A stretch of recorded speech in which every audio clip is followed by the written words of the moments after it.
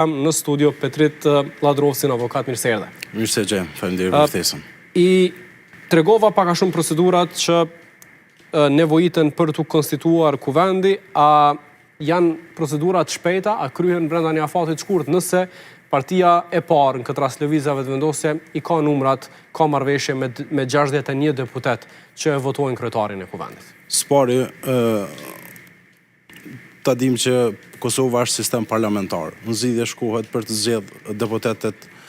në kuvend. Andaj kuvendi është hapi i parë i cili duhet të konstituohet për të zgjedhur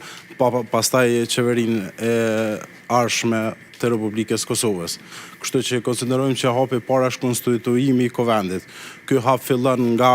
ish kryetari i kuvendit, tashmë është Glauq Konjusa, domethënë jo më vend se 5 ditë duhet të mbledh kryetarët e partive politike të caktojnë datën kur do të mbahet, a do të mbahet a ditë kur e thirr presidenti, që s'duhet të jetë më shumë se 30 ditë kur presidentja e thirr seancën konstitutive. Nga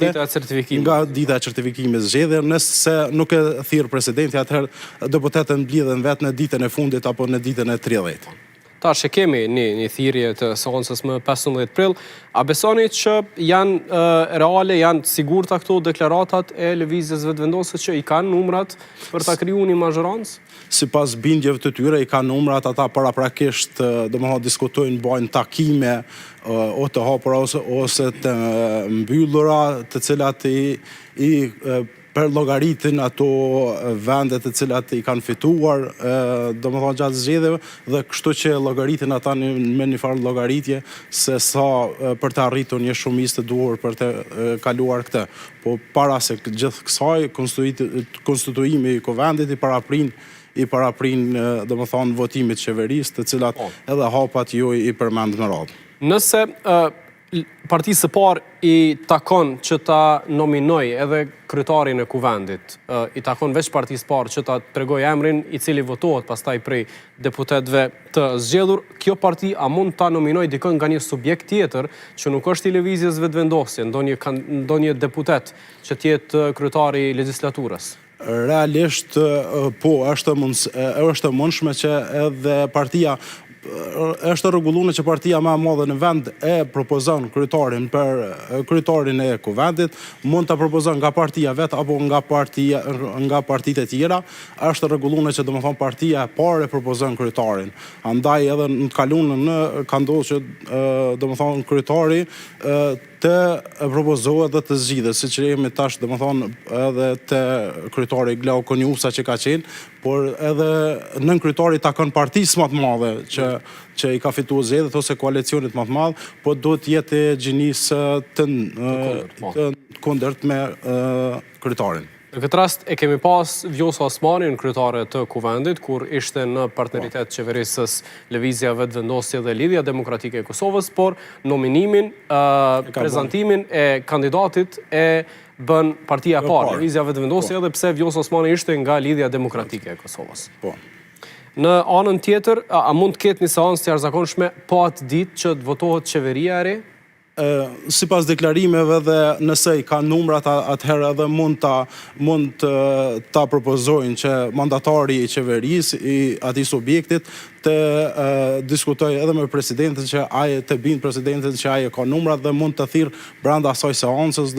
brenda asaj ditës për zgjedhjen apo për formimin e qeverisë, i cili mandatar duhet ta propozoj kabinetin qeveritar dhe pastaj të paraqet para deputetëve, të cilat tashmë e kanë dhënë betimin, andaj edhe mund të formohet edhe brenda ditës se nuk ka në ndonjë afat të caktuar kohor të rregulluar. Pra nuk është që merr kohë edhe organizimin e seancës të jashtëzakonshme për të votuar edhe kabineti qeveritar? Jo, nëse i kanë përgatitjet e tilla, nëse i kanë numrat, atëherë edhe mund të përgatitet domethënë brenda gjithë ditës edhe të kryhet edhe votimi i qeverisë, i cili duhet të jetë në votat gjallëthën e deputet. Në legjislaturën e fundit ka pas telashet mëdha me listën serbe që kanë ardhur veç sa për ta zgjat mandatin që i takon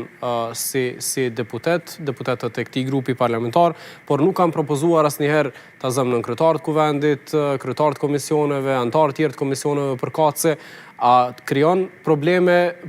procedurale nëse lista serbe vjen dhe deputetët e saj betohen në kuvend, po nuk propozojnë ta zëmë njërin nën kryetar që i takon me dovemos etnisë serbe? Realisht lista serbe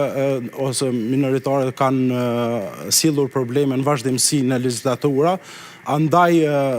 njërin nga nën kryetarit i takon atij subjekti politik, andaj edhe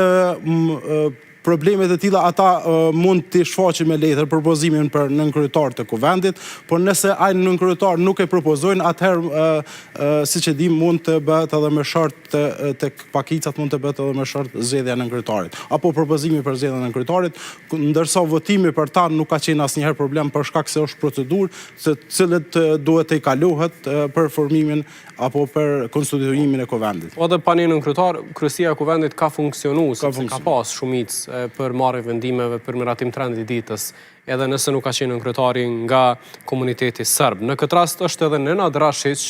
që është deputet i etnisë serbe nga një parti tjetër që nuk është lista serbe dhe mund të nominohet edhe Nenad Drashić si nënkryetari i kuvendit para se potencialisht ta marrë ndonjë post qeverisës. Esenca është që rregulloria e kuvendit e rregullon që partitë minoritare mund të propozojnë nënkryetarët e tyre edhe duhet të propozojnë me letër, me dokument. Në momentin që ata nuk mirën vesh apo nuk e propozojnë, atëherë kalojnë me shart. Po edhe nëse nuk zgjidhet njëri prej antarëve, mund të jetë edhe Nenad Drashić. Tash e ka një varg konfidencë partia e parë, varg sigurie në vete që thotë që i kemi numrat e mjaftueshëm për ta marrë një mandat të tretë si qeveri, si pushtet në Kosovë, kryeministër do t'jetë Albin Kurti, por në anën tjetër e kemi një tabor tjetër që është duke diskutuar për dështim potencial të lëvizjes vetëvendosje për të mos e kriju një shumicë prej 61 votash që ta miratoj qeverinë e re. Nëse nuk mundet lëvizja vetëvendosje atë ditë të siguroj numrat e mjaftueshëm, si janë procedurat për mandatarin e dytë? Esenca është që nëse lëvizja vetëvendosje, edhe pse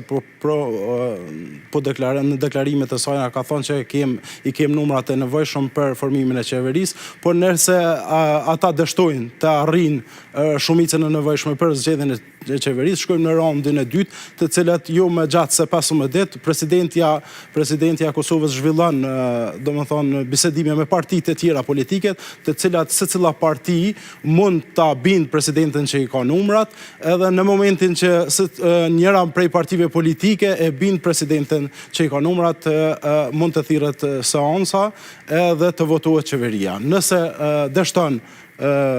formimi i qeverisë edhe në pjesën e dytë themi, atëherë presidentja sipas nenit 95 të Kushtetutës së Kosovës i shpall zgjedhjet e reja dhe ato duhet të mbahen jo më vonë se 40 ditë. Dhe për juve, cili është skenari më i mundshëm në këtë situatë? Duke i parë deklarimet të partive politike, edhe kemi pasur nga të dy anë deklarime se edhe opozita e kaluar është duke u munduar të formojë numrat, por edhe partia që i ka fituar zgjedhjet apo koalicionet që i ka fituar zgjedhjet është duke deklaruar se i kemi, atëherë është një subjekt i partisë politike që është nisma, që është deklaruar haptazi që nuk do ta qetë në ngerç dhe do ta mbështes se cilën që i siguron numrat. Do më thonë, në këtë rast, partinë fituese që është lëvizja vetëvendosje. Përjashtohet mundësia për zgjedhje të reja pa një kabinet qeveritar, qoftë edhe afat shkurt? Në këtë rast përjashtohet nëse i marrin fjalët, edhe pse dihet që edhe në kalumen kanë pas si deklarime të parakoshme, por kur të vihet te momenti i konstituimit o i zgjedhjes së qeverisë, atëherë përfundimisht dihet a do të shkojmë në zgjedhje të ardhshme apo jo. Pas konstituimit edhe votimit potencial të qeverisë, vazhdon puna si zakonisht dhe nuk ka çështje të tjera procedurale përveç nëse antarët e kabinetit qeveritar janë deputet të betuar dhe ata pastaj duhet t'japin dorëheqje prej pozitës deputetit për të zëvendësuar në seancën e radhës me të tjerë që janë në listë në rend për nga numri i votave. Po, është fillimisht edhe të konstituimi i kuvendit ndonjë deputet mund të mungoj në seancën e konstituimit të kuvendit, ai deputet duhet të vjen në seancën e parë të rregullt, apo nëse edhe në seancën e parë të rregullt atëherë duhet të paraqesë arsyetime me shkrim te kryetari i kuvendit, tani me që është i zgjedhur në këto procedura të cilat jemi edhe duke i diskutuar, po jo më vonë se në seancën e tretë. Andaj kjo do të jetë edhe përcaktimi i procedurës të metodjeshme dhe pastaj mund të formohen edhe grupe parlamentare të reja, të cilët duhet të jenë së paku 6, të cilat edhe së paku 6 deputet për të më krijuar një grup i ri, në rast se gjatë rrugtimit të këtij mandati, një deputet mund të del nga grupi parlamentar, atëherë shuhet si grup parlamentar dhe gjitha beneficionet që i ka gëzuar si grup parlamentar, atëherë nuk do t'i gëzoj. Po edhe gjatë mandatit mund të formojë edhe grupe të reja parlamentare, grupe vullnetare e ndryshme. Në këtë rast, sa për ta sqaruar edhe për publikun, vullneti politik i deputetëve është individual, secili ka të drejtë votoj pavarësisht se i takon një grupi parlamentar. A mund ta zëm një deputet i një grupi parlamentar caktuar ta votoj kabinetin qeveritar pa qenë pjesë e koalicionit qeverisës? Po, absolut. Kushtetuta dhe rregulloria e punës kuvendit thotë që për votimin e qeverisë duhet të jenë gjallë një deputet, pa marrë parasysh se cili ka mandatin e vet, se cili i ka marrë votë prej popullit, andaj edhe pse mund m'ju përgjigj vetëm popullit dhe jo partisë politike, që kanë ndodhur edhe në kalunën, janë dalë pasanej edhe si deputet pavarur, kështu që për formimin e qeverisë vijnë gjatë një vota nuk është e përcaktuar se nga cili subjekt politik vijnë votat. Rossi, faleminderit shumë për këto interpretime. Faleminderit. Do të vazhdojmë të flasim për situatën politike aktuale që lidhet me dojmos me zgjedhje, duke mos e mohuar, por as duke mos e pohuar për mbajtjen e mesazheve që dolën në publik, në media, sa i përket një bisede të brendshme në lidhjen demokratike të Kosovës.